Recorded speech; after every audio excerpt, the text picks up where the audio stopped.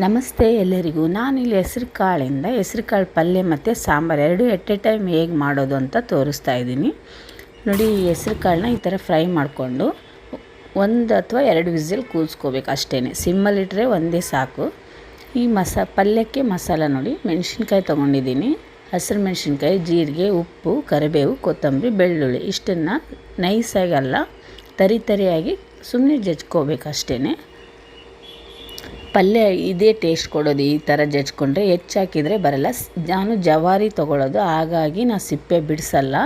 ಅದೇ ಟೇಸ್ಟ್. ಸಿಪ್ಪೆ ಬಿಡಿಸಿದ್ದೇ ಬೇರೆ ಟೇಸ್ಟ್ ಇರುತ್ತೆ. ನೀವು ಜವಾರಿ ಯೂಸ್ ಮಾಡಿದರೆ ಸಿಪ್ಪೆನ ಹಾಗೆ ಹಾಕ್ಕೊಳ್ಳಿ, ಏನು ತೊಂದರೆ ಇಲ್ಲ, ತೆಗಿಬೋದು ತಿನ್ನುವಾಗ. ಇಷ್ಟು ಆಯಿಲ್ ಹಾಕಿ ಫ್ರೈ ಮಾಡ್ಕೊಳ್ಳಿ, ಇದು ಹಸಿ ವಾಸನೆ ಹೋಗೋವರೆಗೂ. ಆನಿಯನ್ ಹಾಕಿ ಹಸಿ ವಾಸನೆ ಹೋಗೋ ತನಕ ಫ್ರೈ ಮಾಡಿ. ನೆಕ್ಸ್ಟ್ ಅರಿಶಿನ ಪುಡಿ, ಉಪ್ಪು ಅಲ್ಲಿ ಹಾಕಿರ್ತೀವಲ್ವ ನೋಡಿ ಹಾಕ್ಕೊಳ್ಳಿ, ಕಾಳು ಹಾಕಿ ಎಷ್ಟಿದೆ ಕ್ವಾಂಟಿಟಿ ಅಂತ. ಕಾಳು ಎಷ್ಟು ಬೆನಿಬೇಕಂದ್ರೆ ಸಾಫ್ಟ್ ಆಗಬಾರ್ದು, ತುಂಬ ಹಾರ್ಡ್ ಆಗಬಾರ್ದು, ಒಂದು 80% ಬೆಂದರೆ ಸಾಕು. ಕರಿಬೇವು ಜಾಸ್ತಿ ಹಾಕಿ ನೋಡಿ, ಇಷ್ಟು ಬೆಂದರೆ ಸಾಕು. ಈ ನೀರನ್ನ ಚೆಲ್ಲಬೇಡಿ, ಕಟ್ಟು ಹಾಗೆ ಇಟ್ಕೊಳ್ಳಿ. ಅದರಿಂದನೇ ಸಾಂಬಾರು ಮಾಡೋದು. ಒಂದರಲ್ಲಿ ಸೋಸ್ಕೊಂಡು ಇಷ್ಟು ಉಳಿಸಿ, ಸಾಂಬಾರಿಗೆ ಬೇಕಾಗುತ್ತೆ. ಇಷ್ಟು ಹಾಕ್ಕೊಂಡ್ರೆ ಸಾಕಾಗುತ್ತೆ. ಸ್ವಲ್ಪ ಕಟ್ಟು ಹಾಕ್ಕೊಳ್ಳಿ ಪಲ್ಯಕ್ಕೆ, ಇಲ್ಲಾಂದರೆ ಡ್ರೈ ಆಗಿಬಿಡುತ್ತೆ. ಒಂದು 3-4 ಚಮಚ ಆದರೆ ಸಾಕು. ಕಡಲೆ ಬೀಜ ಪುಡಿ ಇರುತ್ತಲ್ವ, ಶೇಂಗಾ ಪುಡಿ, ಅದನ್ನು ಹಾಕ್ಕೊಳ್ಳಿ ಒಂದು 2-3 ಚಮಚ. ಇದೇ ಟೇಸ್ಟ್ ಪಲ್ಯಕ್ಕೆ, ತುಂಬ ರುಚಿ ಕೊಡುತ್ತೆ.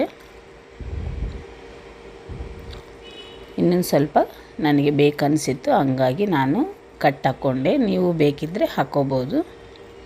ಪಲ್ಯ ತುಂಬ ಡ್ರೈ ಆದರೆ ತಿನ್ನೋಕ್ಕೆ ಕಷ್ಟ.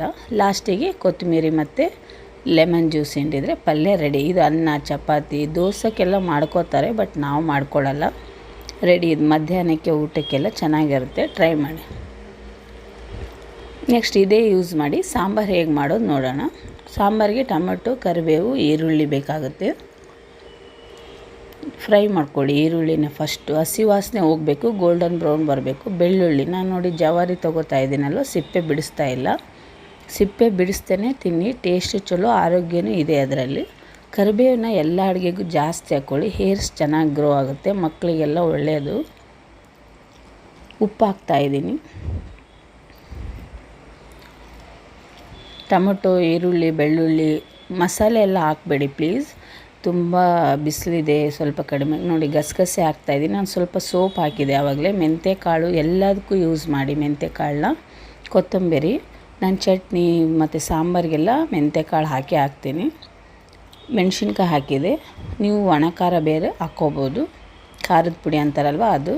ಸ್ವಲ್ಪ ಕಾಳು ತೆಗೆದಿರ್ತೀವಲ್ಲ ಅದು ಹಾಕಿ ಮಿಕ್ಸಿ ಮಾಡಿ. ಎಲ್ಲ ತಣ್ಣಗಾದ್ಮೇಲೆ ಮಿಕ್ಸಿ ಮಾಡಿ, ಇಲ್ಲಾಂದರೆ ನೀರಾಗಿ ಕೆಟ್ಟೋಗಿಬಿಡುತ್ತೆ ಸಾಂಬಾರು. ಇಷ್ಟ ಆಗಬೇಕು, ಫೈನ್ ಪೇಸ್ಟ್ ಆಗಬಾರ್ದು, ತರಿ ಆಗಿದ್ದರೆ ಸಾಕು. ಹುಣಸೆಹಣ್ಣು ಹಾಕ್ಕೋಬೇಕು ಇದಕ್ಕೆ ರುಬ್ಬುವಾಗ, ಇಲ್ಲ ಅಂದರೆ ನೆನೆಸಿಟ್ಟು ಅದ್ರ ರಸ ಕೂಡ ಹಾಕ್ಕೋಬೋದು. ಕರಿಬೇವು ನೋಡಿ ಈ ಥರ ಇಟ್ಕೊಳ್ಳಿ ಒಗ್ಗರಣೆಗೆ. ಈ ಥರ ಇದ್ದರೆ ನಿಮ್ಮ ಮನೆಯಲ್ಲಿ ಅಥವಾ ಮಾರ್ಕೆಟಿಂದ ತಂದರೆ ಬೇರೆ ಇಟ್ಕೊಂಬಿಡಿ ಎಳೆದು. ಆಯಿಲ್ ಹಾಕಿ, ಬೆಳ್ಳುಳ್ಳಿ, ಜೀರಿಗೆ, ಸಾಸಿವೆ, ಹಿಂಗು ಹಾಕಿ ಒಗ್ಗರಣೆ ಕೊಟ್ಟು ಕರಿಬೇವು ಹಾಕ್ಬಿಡಿ. ಇದೇ ಘಮ ಕೊಡುತ್ತೆ. ಕಡ್ಡಿ ವಿತ್ ಕಡ್ಡಿ ಹಾಕಿದ್ರೇ ಟೇಸ್ಟ್ ಚೆನ್ನಾಗಿರುತ್ತೆ ಸಾಂಬಾರ್ದು. ಆ ನೀರಿಟ್ಟಿರ್ತೀರಲ್ವ ಕಟ್ಟು, ಅದನ್ನು ಮಿಕ್ಸಿ ಮಾಡಿರ್ತೀರಲ್ಲ ಆ ಕಾಳು ಪೇಸ್ಟಿಗೆ ಸೇರಿಸ್ಕೊಂಡು ಮಸಾಲೆನ ಒಗ್ಗರಣೆಗೆ ಹಾಕಿದರೆ ಆಯಿತು. ಒಂದು ಕುದಿಸಿ ಸ್ವಲ್ಪ ಅರಿಶಿನ ಪುಡಿ ಹಾಕಬೇಕು ಇದಕ್ಕೆ. ಒಣ ಖಾರ ಹಾಕಿದರೆ ಏನು ಬೇಕಾಗಲ್ಲ. ನೋಡಿ, ಹುಣಸೆ ಹಣ್ಣನ್ನು ಹಾಕಿರಲಿಲ್ಲ, ಅದಕ್ಕೆ ಹುಣಸೆ ರಸ ಹಾಕ್ತಾಯಿದ್ದೀನಿ. ಟೊಮೊಟೊ ಹಾಕಿರೋದ್ರಿಂದ ನೋಡಿ ಹಾಕ್ಕೊಳ್ಳಿ. ನಾನು ಇಬ್ಬರಿಗೆ ಮಾಡ್ತಾಯಿದ್ದೀನಿ, ನಮ್ಗೆ ಸರಿ ಹೋಗುತ್ತೆ. ನೀವು ಇದು ಬೆಳಿಗ್ಗೆ ಮಾಡಿ ಮಧ್ಯಾಹ್ನ ತಿನ್ನೋಕ್ಕೆ ಟೇಸ್ಟ್ ಇರುತ್ತೆ. ಕೊಬ್ಬರಿ ಹಾಕಿಲ್ಲ, ನಾನೇನು ಫ್ಯಾಟಿಂದ ಏನು ಜಾಸ್ತಿ ಹಾಕಿಲ್ಲ. ಸೊ ವೆಯ್ಟ್ ಲಾಸ್ನವ್ರಿಗೆ ಬೆಸ್ಟ್ ಇದು. ಡಯಟ್ ಅಂತೇಳಿ ಊಟ ಎಲ್ಲ ಬಿಡಬೇಡಿ. ಈ ಥರ ಸ್ವಲ್ಪ ಲೋ ಕ್ಯಾಲರೀಸ್ ತಿಂತಾ ಹೋಗಿ, ಹೆಲ್ತಿಗೂ ಒಳ್ಳೆಯದು, ನಿಮಗೂ ಆರೋಗ್ಯನೂ ಚೆನ್ನಾಗಿರುತ್ತೆ. ಬಿಸಿಲು ಜಾಸ್ತಿ ಇರೋದ್ರಿಂದ ಈ ಥರ ಲೈಟಾಗಿರೋದೇ ತೊಗೊಳ್ಳಿ ಫುಡ್ನ. ಸಾಂಬಾರು ರೆಡಿ. ಆ ಕರಿಬೇವನ್ನ ಹಾಗೆ ಇಡಿ. ಬೆಳಿಗ್ಗೆ ಮಾಡಿದರೆ ರಾತ್ರಿ ಟೇಸ್ಟ್ ಆಗುತ್ತೆ, ರಾತ್ರಿ ಮಾಡಿದರೆ ಬೆಳಿಗ್ಗೆ ಟೇಸ್ಟ್. ಈ ಸಾಂಬಾರು ನೋಡಿ, ಇಷ್ಟು ಕುದಿ ಬಂದರೆ ಸಾಕು. Thank you all.